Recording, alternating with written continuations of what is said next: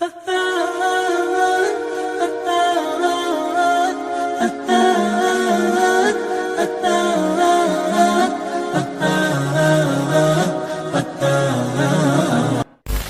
الْقَاهِرُ فَوْقَ عِبَادِهِ، اور وہ چھایا ہوا ہے اپنے بندوں کے اوپر، غالب ہے، یعنی چسک نہیں سکتا کوئی اس کی مرضی کے بغیر۔ وَهُوَ الْحَكِيمُ الْخَبِيرُ، اور وہی حکمت والا ہے اور خبر رکھنے والا ہے۔ قُلْ أَيُّ شَيْءٍ أَكْبَرُ الشَّهَادَةِ، اے نبی ان سے فرماؤ، بتاؤ سب سے بڑی شہادت کون سی ہو سکتی ہے؟ قُلِ اللَّهُ، تم فرماؤ اللہ کی شہادت۔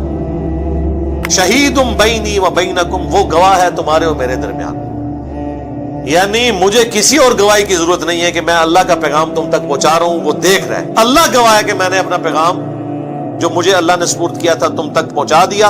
وَأُوحِيَ إِلَيَّ هَذَا الْقُرْآنُ لِأُنذِرَكُم بِهِ وَمَن بَلَغَ، اور یہ بھی ان سے کہہ دو کہ اللہ نے مجھے قرآن وحی اس لیے کیا ہے تاکہ اس کے ذریعے میں تمہیں بھی ڈر سناؤں اور جس تک بھی یہ کتاب پہنچ جائے۔ یہ وہی آیت جو ہم نے سینکڑوں دفعہ یہاں پہ تلاوت کی ہے، سورۃ الانعام آیت نمبر 19، اسی میں میرا ریسرچ پیپر ہے امام الانبیاء کی دعوت قرآن، اس کے ٹائٹل پہ یہ آیت لکھی ہوئی ہے، ریسرچ پیپر نمبر 4۔ تم فرماؤ قرآن مجھے اس لیے وحی کیا گیا تاکہ اس کے ذریعے میں تمہیں ڈر سناؤں۔ اچھا مجھے بتائیں، اگر اللہ کے نبی جن کی پرائمری رسپانسبلٹی تھی کہ انہوں نے قرآن کے ذریعے لوگوں کو آخرت کا ڈر سنانا ہے، اللہ کی طرف مائل کرنا ہے، تو اس کا مطلب ہے کہ اس سے بیسٹ سلیبس تو کوئی نہیں ہو سکتا، رسول اللہ سے بڑا ٹیچر کوئی نہیں صلی اللہ علیہ وآلہ وسلم، قرآن سے بہترین سلیبس ہی کوئی نہیں ہے۔ تو یہ بابوں نے اپنی کتابیں لکھ کے امت کو کیوں تھمائی ہوئی ہیں؟ ان سے ذرا پوچھیں۔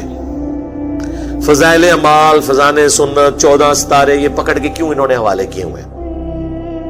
کہ قرآن میں کوئی نقص تھا؟ اور حکم یہ ہو رہا ہے کہ اے نبی تم نے بھی اس قرآن کے ذریعے تبلیغ کرنی ہے اور جس تک بھی پہنچ جائے۔ قرآن پہنچا، لیکن آپ دیکھ لیں کیا خدمت کی ان لوگوں نے۔ 1000 سال سے اسلام یہاں آیا ہوا ہے، کسی نے قرآن کا ترجمہ نہیں کیا، یہ تو پچھلے 100-150 سال میں ہی ترجمے ہوئے۔ بخاری کا پہلا ترجمہ 1920 میں ہوا ہے، آلموسٹ 100 ایئرز پہلے ان سے پوچھیں آپ کیا کرتے رہے ہیں؟ یہاں کی لوکل لینگویج تھی فارسی، پھر اردو بن گئی۔ قرآن فارسی میں ٹرانسلیٹ کیوں نہیں کیا؟ شاہ ولی اللہ دہلوی نے پہلی دفعہ کیا، 5 سال تک چھپے رہے، لوگوں نے فتوے جاری کر دیے، یہ قرآن عربی میں تھا، اس نے تحریف کر کے فارسی میں کر دیا، کیونکہ ولی اللہ دہلوی نے یہ یعنی آبزرو کیا انہوں نے کہ بھئی اس قوم کا تو کوئی حال نہیں ہے، قرآن تو نہ انہوں نے عربی سیکھنی ہے، نہ ہمارے آباء اجداد نے سیکھی، نہ انہوں نے سیکھنی ہے، تو نہ انہوں نے عربی سیکھنی ہے، نہ انہوں نے قرآن پہ چلنا ہے، تو بہتر ہے قرآن کو نیٹو لینگویج میں کر دیا جائے۔ جس نے ہم نے یوٹیوب کا موڈ اختیار کیا ہے، ہمیں پتہ ہے کہ مدرسوں میں انہوں نے کوئی دین نہیں سکھانا، نہ انہوں نے صحیح بات لوگوں کو بتانی ہے، تو پھر ہم الٹیمیٹلی یہ جو ایک ڈیجیٹل موڈ ہمارے پاس موجود ہے، ہم لوگوں تک بات پہنچائیں۔ وہ ایک دیوبندی نے کتاب لکھی ہے مناقب ابی حنیفہ، اس کے مقدمے میں لکھا ہے دور حاضر میں حدیث کی کتابوں نے زندیقیت کا دروازہ کھول دیا ہے۔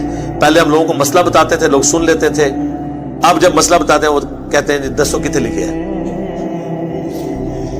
پوچھ رہے ہیں لوگوں نے، شکر کرو کہ آپ پوچھ رہے ہیں۔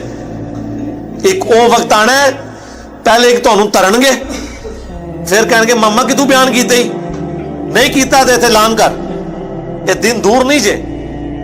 ابھی تو آپ سے یہ لادہ پوچھتے ہیں نا سر، یہ وہ جس ہمارے ایک بھائی فون کر کے کہتے ہیں مولانا یہ کہاں لکھا ہوا ہے، کوئی آیت ہے، کوئی حدیث ہے؟ یہ اس دن تو ڈر جاؤ تو لوگ کنوں پکڑ کے تو لاون گے کہ کیا کر رہے ہو تسی، کوئی چیز لکھی ہے کدھرے؟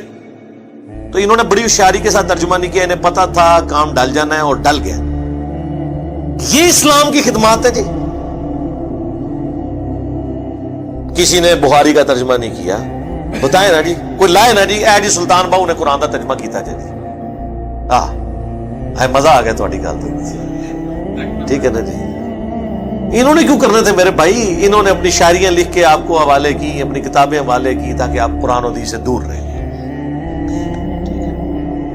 اللہ کا شکر ہے آج مبارک دور ہے، ہمیں ترجمہ کرنے کی ضرورت نہیں، ہم لوگوں کہتے ہیں پڑھو اپنے اپنے ترجمے اور بتاؤ جو پڑھتا ہے۔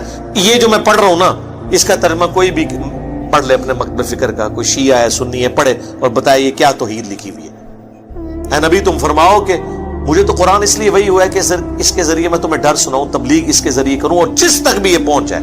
میری کوشش ہے جہاں تک پہنچ جائے تو یہ پہنچ جائے، یعنی وہ بھی اسی کے ذریعے آگے تبلیغ کرے۔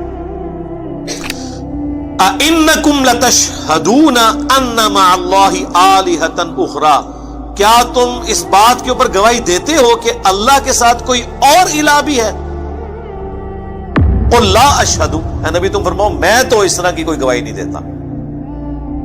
قُلْ إِنَّمَا هُوَ إِلَٰهٌ وَاحِدٌ، اے نبی تم فرماؤ کہ وہ تو نہیں ہے مگر اکیلا، یکتا الہ، معبود۔ وَإِنَّنِي بَرِيءٌ مِّمَّا تُشْرِكُونَ، اور میں اعلان برات کرتا ہوں ہر اس ہستی سے جسے تم اللہ کے ساتھ شریک ٹھہراتے۔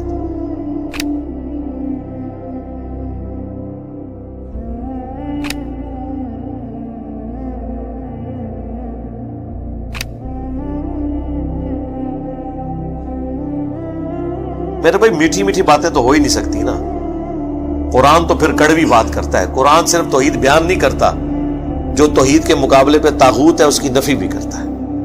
یہاں سے آ کے ہمارا اختلاف شروع ہو جاتا ہے۔ ہمارے واعظین صرف تبلیغ کا ایک رخ بیان کرتے ہیں، اس کی وجہ سے دنیا میں کوئی تبدیلی نہیں آئی، عقائد کی کوئی اصلاح نہیں ہوتی، کیونکہ نیگیٹو پہلو وہ بتاتے ہی نہیں ہے ڈر کے مارے۔ جب تک آپ نیگیٹو پہلو کو ہائی لائٹ نہیں کریں گے، پازیٹو کی قدر لوگوں کے دلوں میں نہیں آئے گی۔ عربی میں کہا جاتا ہے نا کہ چیزیں اپنی ضد سے پہچانی جاتی ہیں۔